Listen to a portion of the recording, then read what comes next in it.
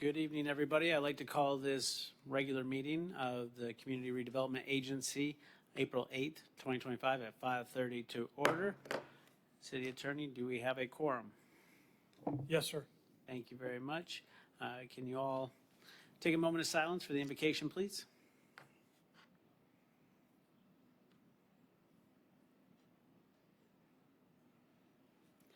Thank you. Please stand for the pledge. Pledge allegiance to the flag of the United States of America and to the republic for which it stands, one nation, under God, indivisible, with liberty and justice for all. Thank you very much. City Clerk?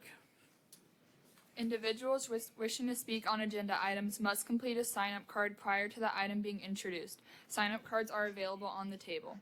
Individuals wishing to speak on non-agenda items may do so under petitions and requests, and no sign-up card is required. Citizens will be given 3 minutes to speak on all agenda items. All sign-up cards and exhibits being submitted to the CRA shall be placed in the box on the table. Thank you, City Clerk. Can I have a motion to approve the minutes? All right. Move to approve the minutes of the regular CRA meetings on February 11th and March 11th, 2025. Second. Thank you very much. I have a motion from Member Nelson and a second from Member Cole. Any discussion? All right. All those in favor say aye. Aye. Any opposed? Motion carries. Thank you very much. Executive Director. Good evening, Mr. Chairman, Vice Chair. Can you hear me now? All right. Good evening, Mr. Chairman and Vice Chairman and board members. We have no old business, special recognitions and presentations, old business. So the first item is new business, and it's the fiscal year 2024 City of Titusville Community Redevelopment Annual Report. And Sue Williams has a real short presentation for us. Thank you very much. Good evening. This is, I wanted to do a presentation on this for you because this is really important, particularly given what's happening legislatively. House Bill 991 and Senate Bill 1242, which will be on the next agenda item. The annual report is something that's required of us by the state, statute 163.371, and there are certain things we must report. The annual report, along with the financial audit, is truly the best report for you to have at your fingertips and for us to have at our fingertips when we're questioned about what does the CRA do, what have been the accomplishments. So this is, I'm doing a quick snapshot of that lengthy report that is in your packet of what was accomplished in fiscal year 2024.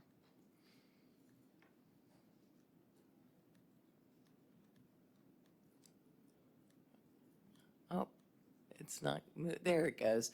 Okay, so this shows the tax increment funding from inception, 2005, 2006. You'll notice there's two different graphs. It's the same information, just a different way. You'll notice that we peaked in 2017, 2008. That's when the Indian Harbor condos were built. And then you'll notice that's when in 2008, 2009 is when we went into the recession and was the end of the shuttle. So we didn't come back to having that kind of TIF funds available until, it took about 11 years until basically 2019, 2020. So just wanted to show you those figures. The capital and non-capital projects. This is very important too. CRA staffs works with Public Works and Finance. So these figures are exact figures of what was spent, and that's why this is important when you're looking for the funds and the ones that are completed projects and ongoing projects. So those are all listed in the report. Okay, I don't know what, there we go. So this is the commercial interior renovation and beautification. It tells how many were awarded and then how many were paid out. Obviously, sometimes on those grants, the projects will take longer than a year, and that's the reason for the difference. The reason I put this one up, Launch Now, a mixed-use development, this really is a great example of a CRA project and return on investment. This received $140,000 from the CRA and $450,000 from the North Brevard Economic Development Zone. They started this in, I think, 2017. So they went through COVID. This project went through the COVID time, increase in prices, and these are two historic buildings, and that they had to restore it very carefully. It is mixed use, and it also brought 20 apartments to the downtown area, so it's mixed use. And the total investment in the downtown community that this brought was over $6 million. They received 75% of their grant reimbursement. They have not received the final 25% until they have their business tax receipts, which we have received their business tax receipt application, and it is being processed. This is what I wanted to show you on the grant program return on investment. This was actually utilized by the League of Cities in the current legislation that's up in the state level. There was a study in 2019 that shows the return on investment was $14.71 for every $1 of CRA grant money awarded. Yeah. That's a foot stomper, like they use. And that's why the Florida League of Cities wanted to utilize that, so we gave them that backup material. This is another very great project for the CRA at Success, the Spaceview Park that connects the pedestrian pier. There's a lot of use now between those two parks. It's a positive activity generator, as we call them. We just had a meeting there 2 weeks ago with the Parks Department of the county, us and the American Space Center of how to clean it up a little more because it's getting more use. So, and this was from 2017 and it just came to fruition last year. Sidewalks, I know they're not pretty, but they are important. So that's why you have pictures of sidewalks. And yes, we spent $66,541. Okay, the utilities infrastructure lining. There was CRA funds of $137,018 in gravity sewer main and manhole rehabilitation. This is something that's vital to our infrastructure, and obviously it affects our lagoon as well. So we're protecting our lagoon.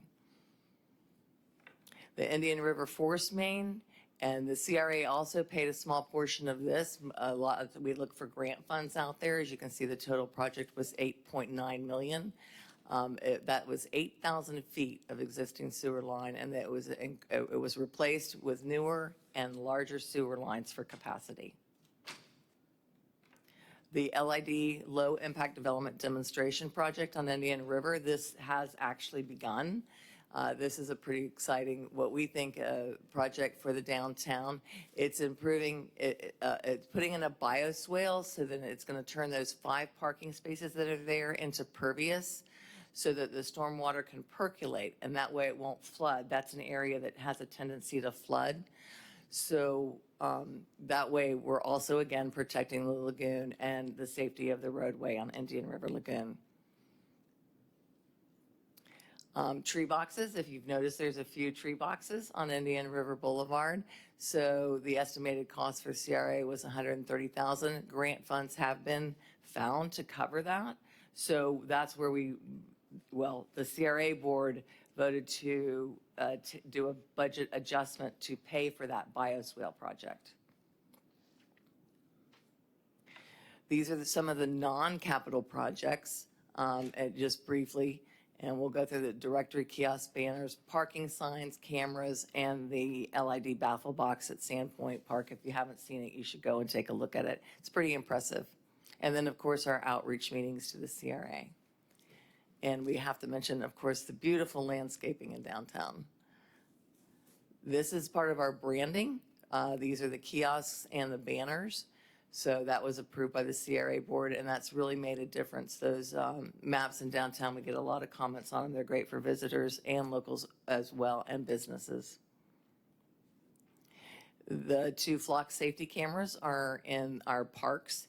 Those parks were designated because when the police department, code enforcement, did a heat map of the highest activity, that's where these were indicated that these were the highest activity. So there is one in Spaceview and then also at Sandpoint.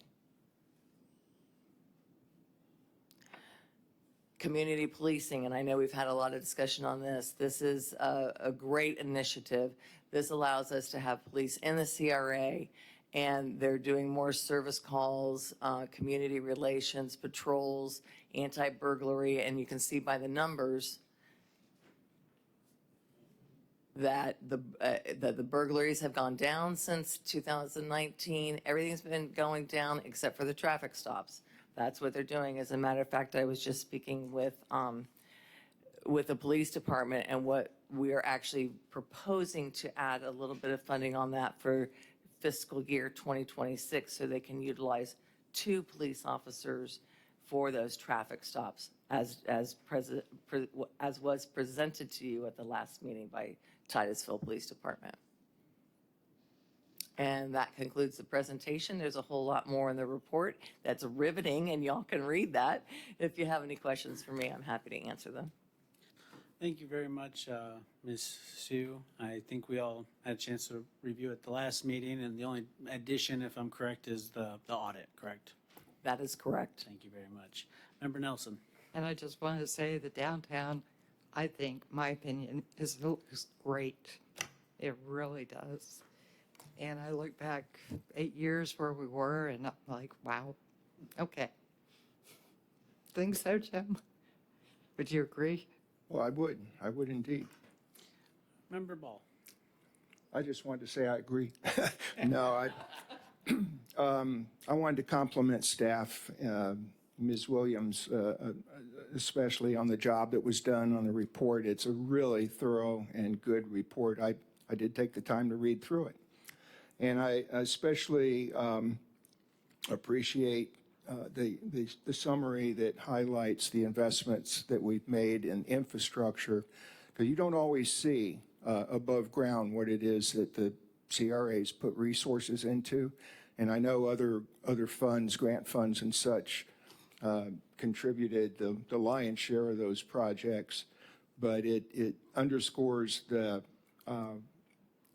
importance that the CRA puts on things like having a renewed system, as best we can. We've got a lot of old infrastructure in the downtown. So these improvements are making a solid improvement in the wastewater and stormwater systems we have. So I appreciate that, and I'm glad that we continue to support those things, even if we can't fund the entire project. And again, I think staff did a great job on the report. Thank you. Thank you, Member Ball. Member Aker. Well, if I'm reading this correctly, someone was very successful at securing a lot of grants. That is correct, and that's a joint effort between all departments. Because I just want to say thank you. That was a lot of heavy lifting that occurred from a financial standpoint that really lessened our burden. And thank you. Public Works has a lot to do with that. Very much so. Those are not small dollars. Thanks. Thank you, Member Aker. Member Moscoso. Yeah, I just want to echo, downtown looks amazing. I'm proud to drive through there. And also, I appreciate you having the meeting with the county about the park and just cleaning up that area. I think that walkway is something that is being utilized, but if we can just get that cleaned up, it'd be great. And so thank you for getting that initiated. And then I do have a question about the trees. So you said 130,000 came from the CRA. Is this the same project that's with Sorrel? Actually, that's what I was referencing. Okay. Is that initially the CRA board had approved 130,000 for that project, and then grant funds became available. So a budget adjustment was done. Any budget adjustments will come to this board, and that 130,000 was moved over to that bioswale Okay. project. So all of the tree boxes are paid for by Swirl. Okay, Grants. and then I know I saw that it was 20 tree boxes, but I saw someone online do the math, and 45,000 per tree box. Is that just the going rate for these things? I can let Public Works speak to that. Yeah, so these aren't just tree boxes. The box itself carries the same media our baffle box does. So they're actually a water treatment unit. So If you look up a normal tree box, it's just a small graded structure to hold a tree. This actually has mulch and layers underneath it and BAM material, which will filter the water and clean it. And it's piped to our storm drains for overflow purposes. So that's what increases the cost of it. It's a little more than just the tree box. It actually takes some more of a stormwater treatment unit, small unit, but still they're individual stormwater treatments for small basins. Yeah, I think that's wonderful. Maybe that's something, and you might have gotten some of that information out, that our PIO can work on getting that information out, because when you see the price, it is like a sticker shock. But if you understand a little bit more about it, I think that that would be helpful. Thank you very much, Executive Director. I think we have a card on it. Yep, there's one card, Stan Johnston. So, question, since we are taking no action, well, wait a minute, yep, we do have to, sorry, I take it back. All right, Mr. Johnson.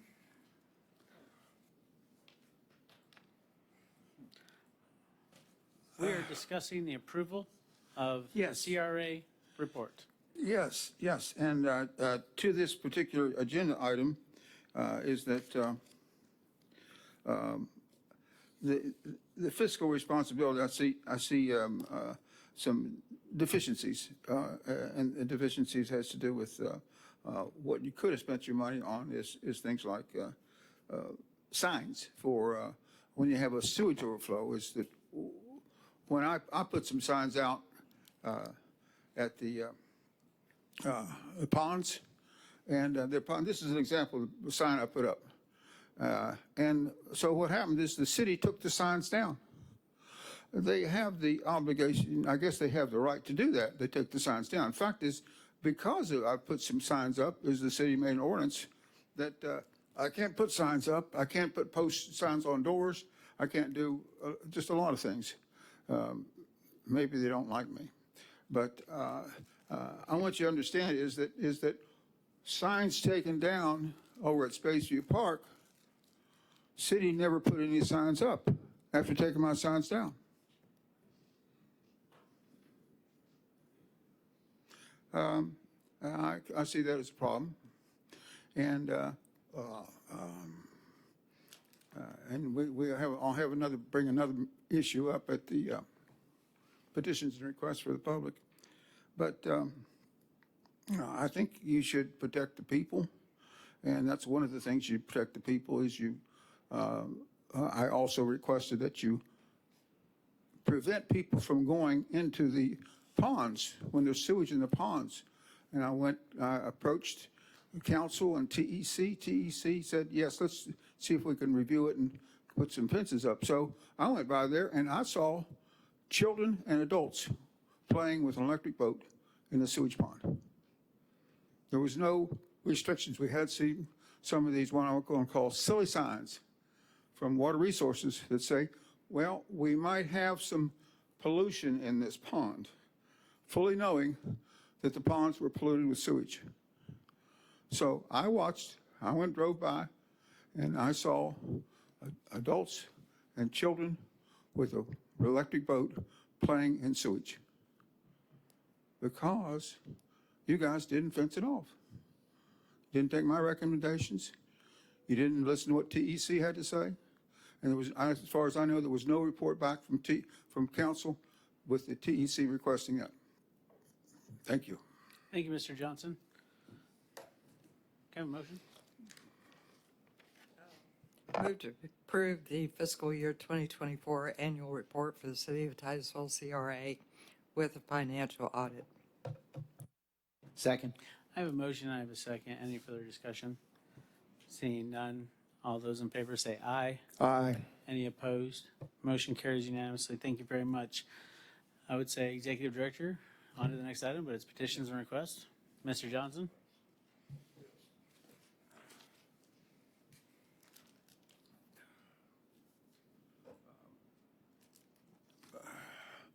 Today I sent you an email, and you were supposed to also receive a call from Christine Matthews of some kind of contact to return my call.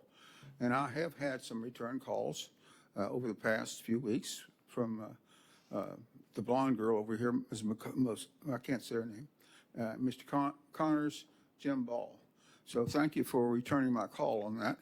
And I'm in error when I said that no one had called me before, because same person, that blonde girl, she has called me before, returned my call. So thank you. So when I've submitted to Emily the email that I've sent to you, and yeah, I know you don't want to hear this, but here's what I wrote.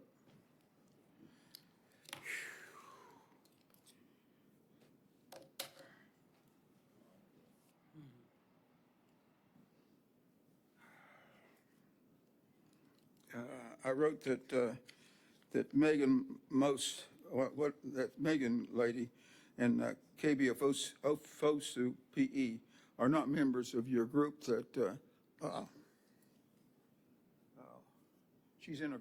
they are in agreement with this, that we shouldn't spray the public with sewage. And I'm again promoting this, that the city should stop it. Although there's not sewage in the ponds right now, but we have a unwritten policy regarding it. So reading paragraph number 3 of this letter, it says as follows. In the last few days, Jim Ball and Mayor Connors returned my calls. Jim Ball has long sacrificed his time and efforts to support our community in many ways. Thank you, Jim. Mayor Connors insists that council is not able to trump FDEP, and that as per law, he is convinced that and certain that council cannot direct staff to do anything on this. Anyhow, as a PE, I have signed and sealed and affirmed God's law that spraying people with piss, poop, and pathogens, I had pathogens, that means organisms that are harmful to humans, violates God's law and engineering laws, and that Titusville is still the only city on this planet that deliberately sprays people with sewage. For over 4 years, I still find no excuse for city's misconduct and or policy to continue this game of Russian roulette. And so you see the poster again. I'm reminding you again is to seek stopping the dousing of cars, houses, people with piss, poop, and pathogens. I see no excuse for what you're doing. No excuse. Thank you, Stan. Anybody else for petitions and requests, non-agenda items? Seeing none. Executive Director? The last item is the Executive Director's Report for March 2025. It's included in your agenda packet, and they're all informational items only. No action is requested. Thank you very much, Executive Director. Anybody have any questions? Member Ball? Just one comment, one request, that the staff has a very long list of to-do items on that, and I appreciate all the work that's going into it. I note that there's ongoing discussions with Florida Department of Transportation regarding the issue. We've had a lot of discussion about the last few meetings, and it may be that everybody on the dais is aware that we had an accident today in which a car went into the area of the Washington, the new launch. It used to be the Washington Apartments, but I understand there may have been some minor injuries, and luckily no serious property damage. But it underscores again the vulnerability that we have, and for the grace of God, nobody was in the wrong place at the wrong time and didn't get hit. So we're doing the right thing to keep it in front of us, and I would request a copy of the crash report. I'd just like to stay up to date on what kind of mishaps are happening, accidents are happening in the downtown as we continue our dialogue with FDOT. Thank you, Member Ball. Even though we voted on it at the council, I felt like it was important to inform the CRA. A few months ago, council voted to send a letter to Congressman Herodopoulos asking for his help on the Coast to Coast Trail. I just want to report that that project is starting to continue again. So there's a memorandum of understanding being signed between FDOT and Fish and Wildlife. Fun fact, the west half of that, federal property is maintained by Fish and Wildlife. The east half is maintained by National Park Service. National Park Service said no. So anyways, we're moving forward slowly but surely, but, you know, I think with everything, change comes, and I'm sure our congressman can help motivate them. So I'm excited about that and how that will impact our downtown area. So with that being said, anybody have anything else? Saying none, can I have a motion to adjourn?